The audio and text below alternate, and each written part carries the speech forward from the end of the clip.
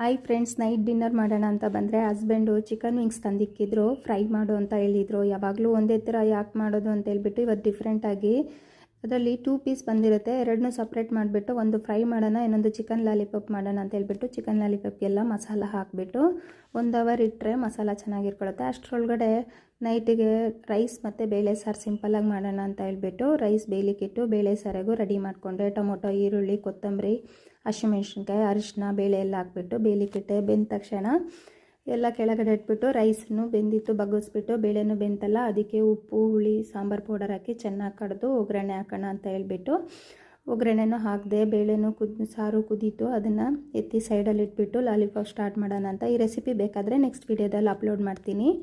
ಎಣ್ಣೆ ಬಿಸಿ ಆದಮೇಲೆ ಚಿಕನ್ ಎರಡೂ ಸೈಡು ಚೆನ್ನಾಗಿ ಫ್ರೈ ಮಾಡಿಕೊಂಡ್ರೆ ಚೆನ್ನಾಗಿ ಫ್ರೈ ಆಗಿತ್ತು. ಟೇಸ್ಟು ಸೂಪರಾಗಿತ್ತು. ನನ್ನ ಮಗಳಿಗೆ ತಿನ್ಲಿಕ್ಕೆ ಕೊಟ್ಟೆ. ಚೆನ್ನಾಗಿದೆ ಮಮ್ಮಿ ಅಂತ ಹೇಳಿದ್ಲು. ನೆಕ್ಸ್ಟ್ ವೀಡಿಯೋದಲ್ಲಿ ನೋಡೋಣ. ಬಾಯ್.